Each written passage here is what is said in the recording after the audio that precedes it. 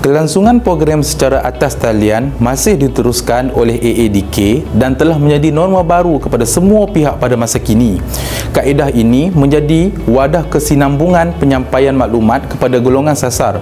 Tidak dinafikan, kelebihan teknologi atas talian ini dapat menghubungkan pelbagai cabang ilmu dan informasi kepada setiap lapisan masyarakat dan mudah difahami dengan penggunaan komponen audiovisual dan bersesuaian. Rancak bergerak dengan aktiviti pencegahan seperti mengadakan pameran statik, walking message, walkabout dan omnipresent di kawasan-kawasan tumpuan yang ramai seperti di kawasan pasar awam, pasar tani, taman permainan, taman rekreasi, pusat membeli belah dan kawasan perumahan. Aktiviti ini dilaksanakan bagi menyampaikan maklumat berkaitan penyalahgunaan dadah, tata cara penyaluran aduan dan edaran risalah. Di samping itu juga menunjukkan keberadaan AADK di kawasan tersebut dan secara tidak langsung merapatkan hubungan antara AADK dan masyarakat setempat.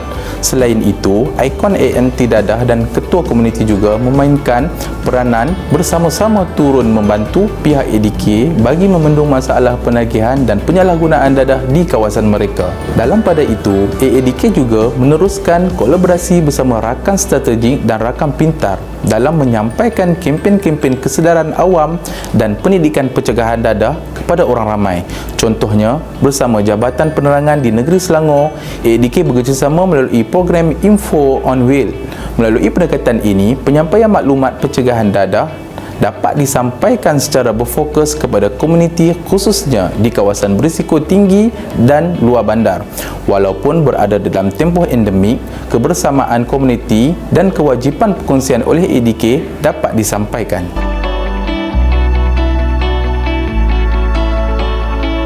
Dadah rekreasi adalah dadah yang diambil secara tidak sah bagi tujuan keseronokan atau hiburan dan bukan untuk tujuan perubatan.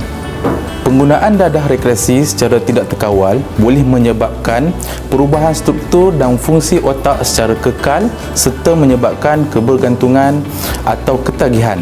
Di samping mengakibatkan perasaan gembira yang melampau, rasa seronok dan khayal, hilang kawalan diri, perubahan sikap menjadi agresif dan liar, percubaan untuk berhenti daripada mengambil dadah akan menjadi sangat sukar, berikutan kesan kebergantungan atau ketagihan dadah tersebut. Pendekatan pencegahan perlu dimulakan sejak peringkat awal untuk menangani masalah penyalahgunaan dadah rekreasi daripada terus menular. Institusi keluarga memainkan peranan yang sangat penting. Peranan ibu bapa atau ahli keluarga dalam memupuk sikap yang betul terhadap kehidupan dalam diri anak mereka. Pendidikan pencegahan awalan oleh ibu bapa dan keluarga yang bermula dari rumah boleh membantu dengan mengamalkan teknik keibubapaan PEKA, iaitu PEKA, iaitu P untuk peraturan, E untuk emosi, K untuk komunikasi dan A untuk akhlak. Sekiranya anda seorang anak-anak atau rakan, amalkan teknik memilih KAWAN, iaitu kawan, iaitu K untuk kualiti, A untuk akhlak, W untuk waspada, A untuk amanah dan N untuk nasihat. Masyarakat dalam kelompok yang lebih dekat juga sangat penting bagi membantu usaha kerajaan dalam memasmi gejala penagihan dadah. Sekiranya anda seorang jiran atau komuniti, amalkan teknik jiran atau komuniti, iaitu HEBAT, iaitu hebat, iaitu H untuk harmoni, E untuk empati, B untuk kerjasama, A untuk aktif dan T untuk terurus.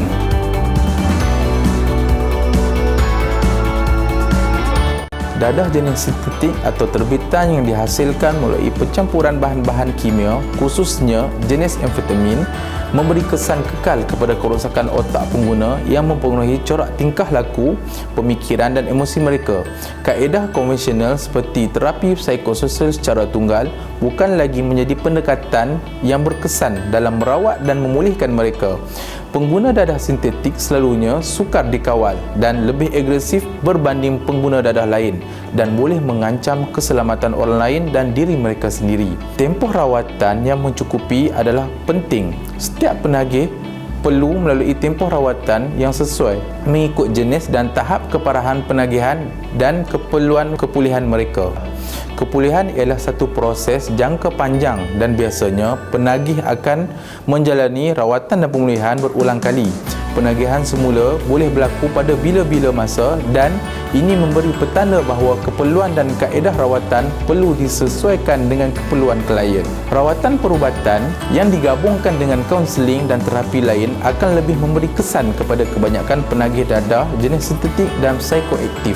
Terapi tingkah laku termasuk kaunseling individu, keluarga atau kelompok merupakan pendekatan yang biasa digunakan untuk merawat dan memulihkan penagih dadah. Pendekatan terapi tingkah laku memberi fokus kepada motivasi penagih untuk berubah, insentif untuk abstinen, membina kemahiran untuk menentang penggunaan dadah, menggantikan aktiviti penggunaan dadah dengan aktiviti yang lebih sihat, meningkatkan kemahiran daya tindak dan memperbaiki perhubungan interpersonal.